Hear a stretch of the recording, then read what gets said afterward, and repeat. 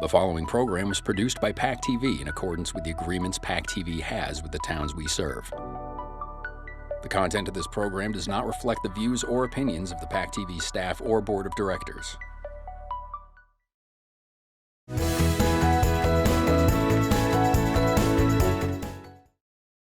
Welcome to Healthy Kingston. I can't believe it. This is our last program of 2020. It's been quite a year, as we all know. I would first like to introduce Reverend, we call him Father Jack Graham from St. Mary's and Joseph's Collaborative that covers Kingston, Plimpton, and Plymouth. And he is the pastor. And Father Jack, welcome. It's very nice to have you here today. Thank you very much. That introduction makes me feel a little bit intimidated, offering hope to people during a difficult time. It has been a difficult time. We're just grasping for anything you have to say. well, you know, I've been thinking about it. You know, one's a real practical thing. You know, as you were saying, I'm the pastor of two parishes, St. Joseph's here in Kingston and St. Mary's just down the line in North Plymouth. And just a real lived experience of these last few months is that obviously we've been hit, like a lot of places, very hard with just the numbers of people who can actually come to church. I mean, if people do come, we have very limited space because of the requirements for social distancing and those type of things. And so financially, it's been difficult for a lot of places, parishes included. But I'll tell you what has not been hit hard is both of my parishes have very active St. Vincent de Paul societies. And for those who don't know what St. Vincent de Paul is, it's a society within parishes that really helps to reach out to people who are in need, people who have trouble putting food on the table, oil in the tank, any type of needs like that. And, you know, and so we just recently started in the last year and a half, we started up a St. Vincent de Paul at St. Mary's.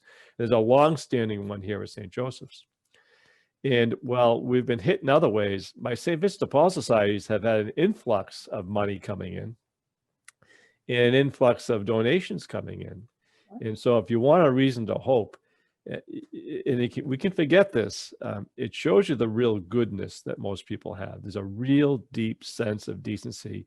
And as people were struggling, they did not, and we didn't specifically ask for money for these groups, but people on their own immediately reached out and gave help to these groups. In fact, I had the 9 o'clock mass this morning at St. Joseph's.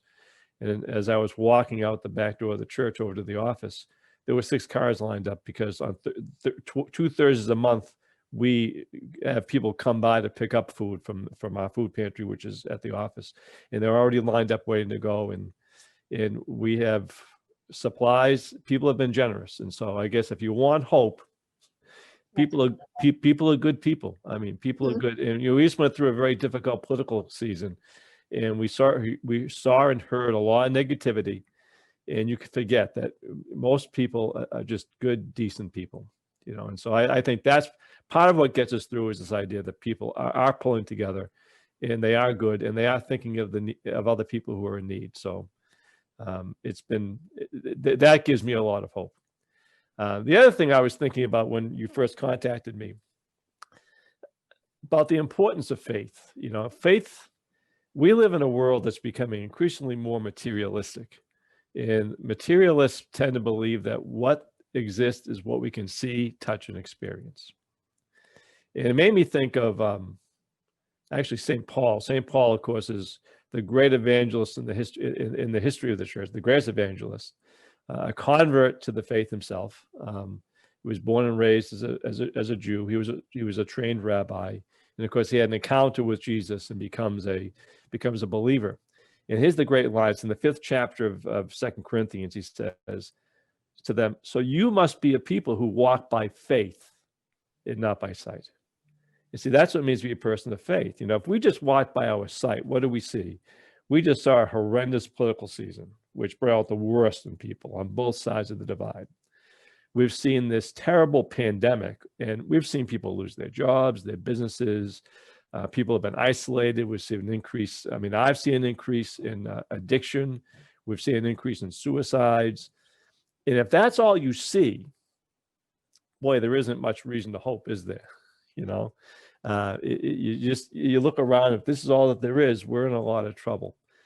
But if you walk by faith, then we kind of deal with these things, but we also believe that there's a God who loves us. If you've come to any of my masses, you know that I'm a big fan of people like St. Augustine and St. Thomas Aquinas. And like Aquinas would say that God is so loving of us that not only did he create us, but he sustains us in creation. So like one of our beliefs is the fact that we're alive right now is because God's creating us as individuals. Like God's thinking of me as a person and he's loving me. That's how intimate our God is.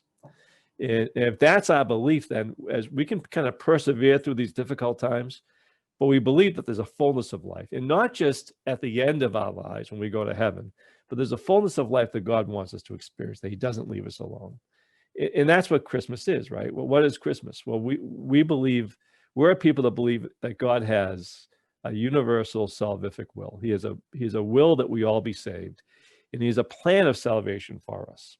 And when we look at the Old Testament and the New Testament, we see that plan sort of playing out as God tries to bring his people back to himself. And the single greatest act in salvation history is when God chooses to become one of us, the incarnation. Because for Christians, Jesus isn't just a philosopher or a great king or a very wise person. He is the Son of God, which means he is the second person of the Trinity. So like when you read the book of Genesis, and we see that God creates through his word, when he says, let there be light, Jesus is that word in human flesh. So God chooses to incarnate himself, right? And that makes all the difference. So we're getting ready to celebrate the fact that God intervened in history and changed us forever. And we celebrate that because that's a great moment of hope for us, that we're so intimately united with God now that even in our darkest moments, he's sharing our pain, he's sharing our life, and he's offering us the opportunity to be so much more than we are right now. There's a great line from one of the early church fathers. I think it's Saint Irenaeus, and when he speaks about God, he says that God wants us to be happy. And his line is that the greatest glory of God is a human being fully alive. Right? So God wants us to be fully alive, right? So even as we go through these terrible times, we know we have a God. God's desire for us to be fully alive, because that's when he's glorified through our joy and our happiness. So I guess that's where our hope is kind of rooted in, at least for me. Beautiful. Wonderful sentiments. Well, I feel better already. There you go. There you go. Father Jack, thank you so much. You're welcome. It's words of inspiration. It's my pleasure. This is only my third Christmas in Kingston, and I'm very happy. In fact, my biggest disappointment this year is missing the luminaries. So. Oh, I know. Because it's right on my front step here. Right on your front steps. But so maybe next year. So I look forward to next year having the luminaries, and we'll have it. We can feel that hope next year, maybe, huh? Absolutely. Great. Thank you so much. Thank you for your inspiration. You're welcome. God bless, and I hope everyone has a wonderful Merry Christmas. Thank you. Thanks. Bye-bye. I'd next like to introduce Dr. Marcia Lee Hertzberg, who is our new health agent for the town of Kingston. If you would, could you give us an idea of what your plans are for the health department in the months to come? Yes, well, right now, as you know, we're working on trying to bring awareness about COVID to the public and what's going on with COVID at this time and how we can best help to handle the curve and reduce incidents in the town. And that's one of our top priorities. There's a lot of things that we would like to move on and take care of going forward. One of the projects that we're working on is creating a portal so that the residents in the town are better able to access the services of not only the Board of Health, but of other town departments. The town was lucky enough to land a grant that is allowing us to be able to move into the 21st century and go digital. And we're very excited about working on that project. And then hopefully we're going to be able to, once we digitize, we'll be able to help move on to other projects that will help move into a broader public health spectrum for the residents of the town. Can you speak to what some of those projects may be? Well, I would like to see us move into a direction where we can deal with issues such as mental health issues, drug and alcohol issues, depression. I know that we have a problem with that, an issue with that with COVID. So those are some of the issues. Likewise, some of the issues that we deal with environmental issues with viruses such as tick-borne that affect the town. So some of those different issues and issues that affect some of our elderly population. So what are the numbers? What are we looking at for incidents, and are the cases going up or down? And what can we be doing to diminish those cases? Yes, so as everybody has probably heard by now, we're in a second wave. As the governor announced, we've had an increase of hospitalizations in the state to the tune of 44%, which is why he has imposed new guidelines, some of which are effective December 13th. He's also given us an update on immunizations and the categories and timeframes on those. And I want to bring the residents, make them aware that we've posted that on our website already so that they can see what the timeframes and categories are, so that if they're interested, and hopefully they are, that they'll be able to see where they stand on that. We have noted an increase in Kingston households. We have no clusters at this time, which is very, very good. But we have noticed an uptick in 18 to 30-year-olds and in families.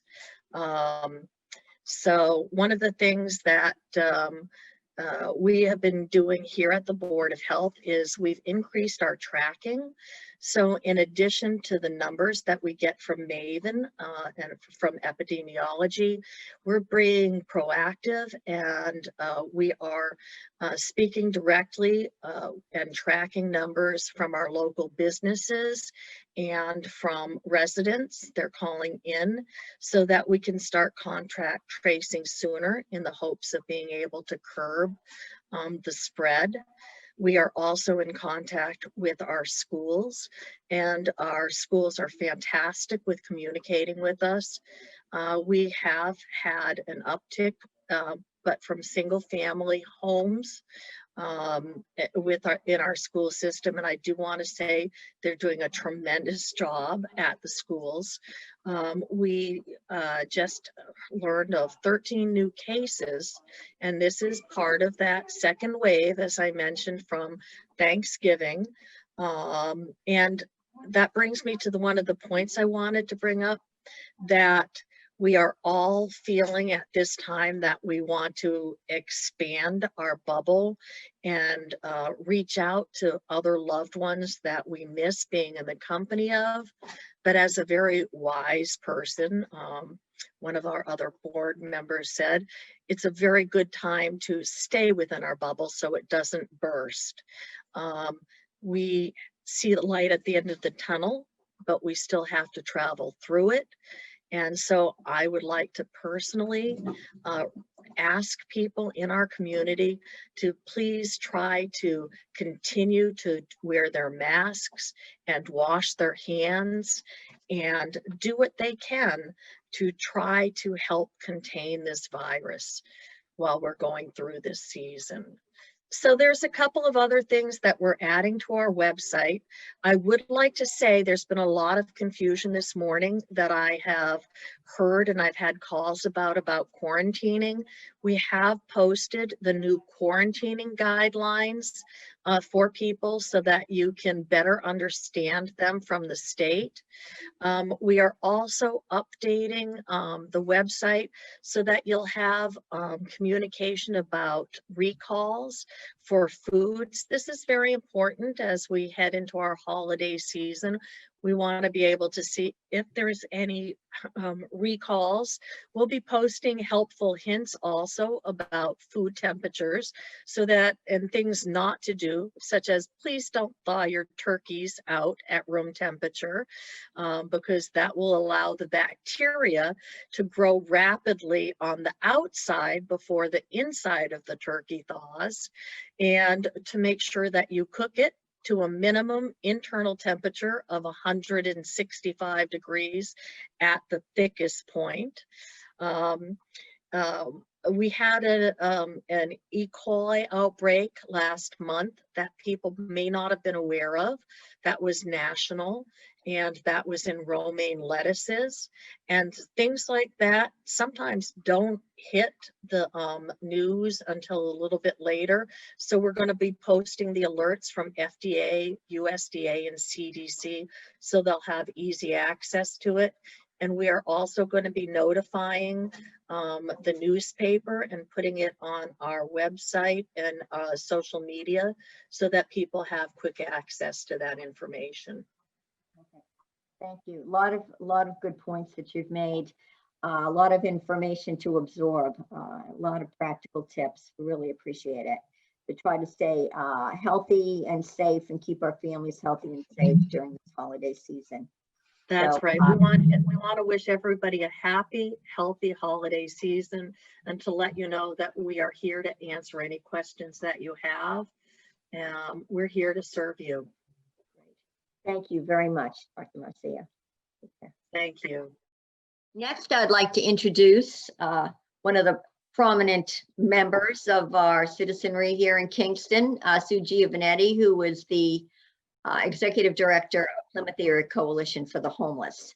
Thank you very much, Janet. It's a pleasure to be here and to share a brief insight into what's going on at the coalition.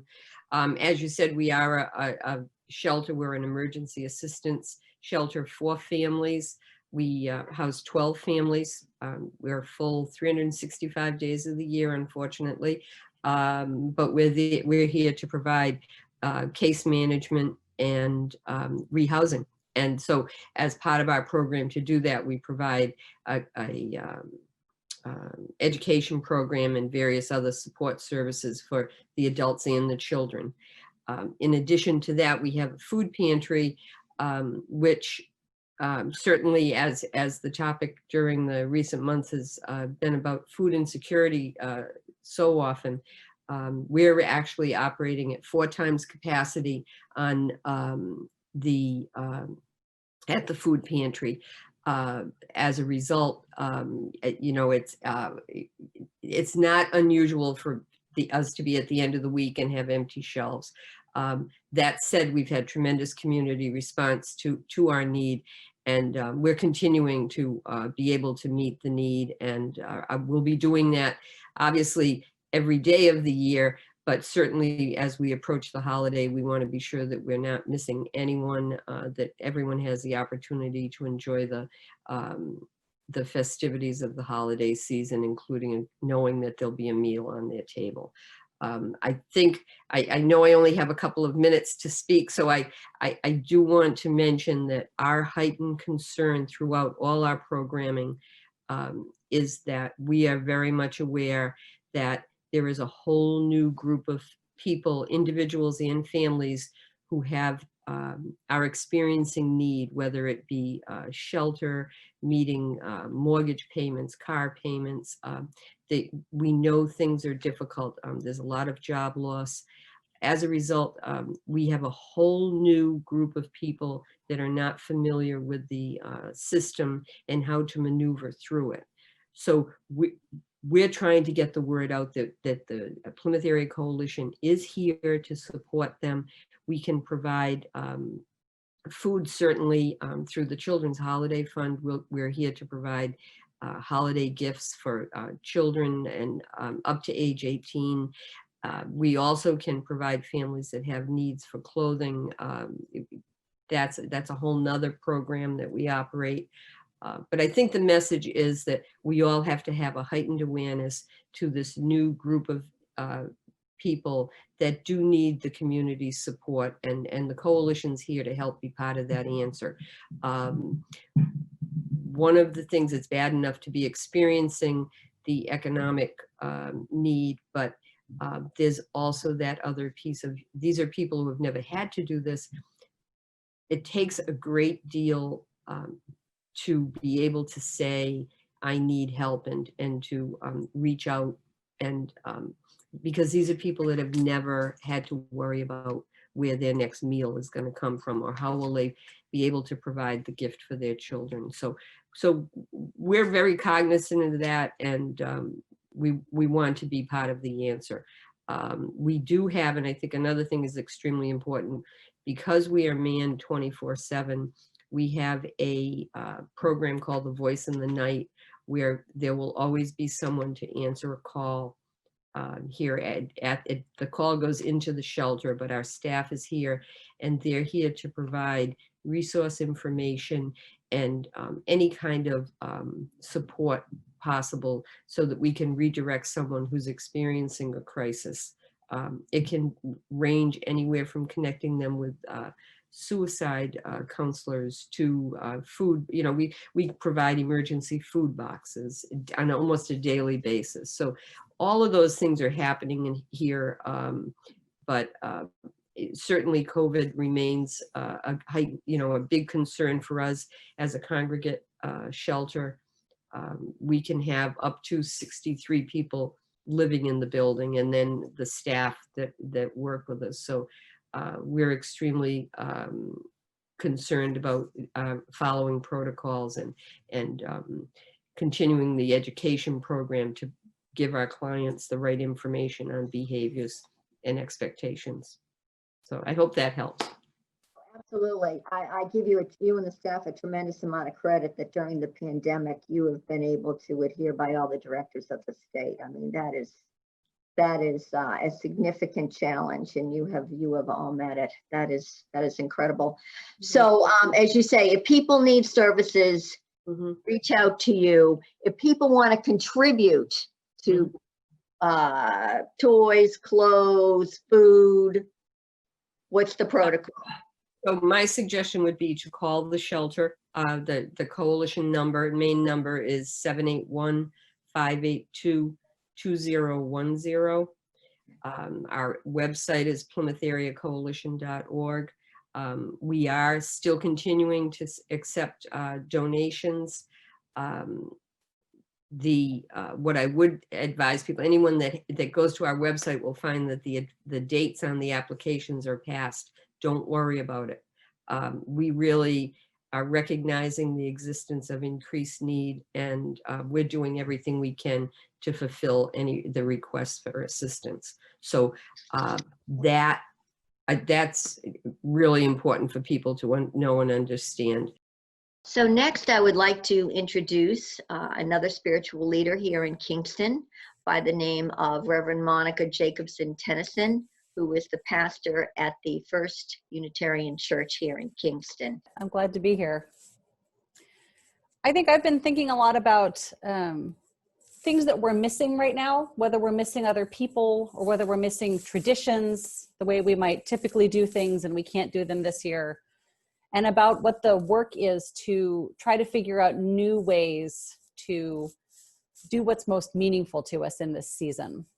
So for example, if you typically have a big family gathering for Christmas and you cannot have that gathering this year, you might make it a practice to sit down every morning and write a letter one at a time to each of the people that would have come to that gathering, so that you have a way to express your love and your care and your connection to these people who are such a part of the experience of December for you.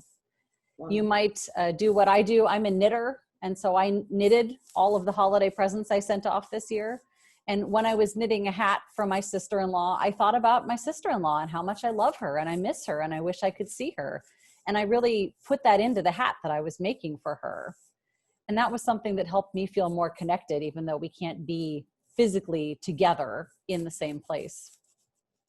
I also know that in my work with the church, I'm thinking a lot about what are the embodied parts of the experiences that we can have a little piece of at home. So encouraging people to light their own candle in their home, since we're not lighting a candle together in the church, and to have the warmth of the flame and the smell of the wax, and to really kind of close your eyes and connect with what that experience is and what it means to you.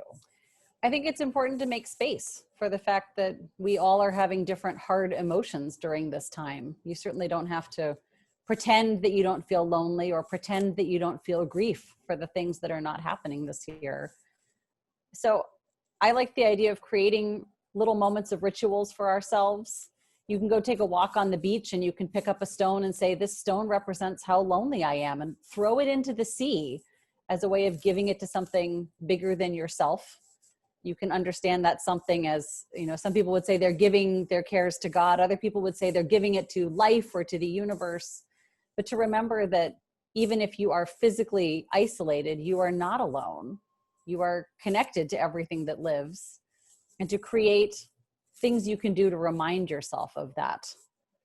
Whether it's throwing a stone in, whether it's lighting a candle, whether it's setting aside time to say, I'm going to put on really sad music for the next 20 minutes, and I'm going to have a good cry right here in my house. And then I'm going to put on some happier music and remind myself that I am also connected to experiences of joy. I think we can create these moments where we get to be fully human, and we get to remember that we aren't as alone as we might feel in the moment.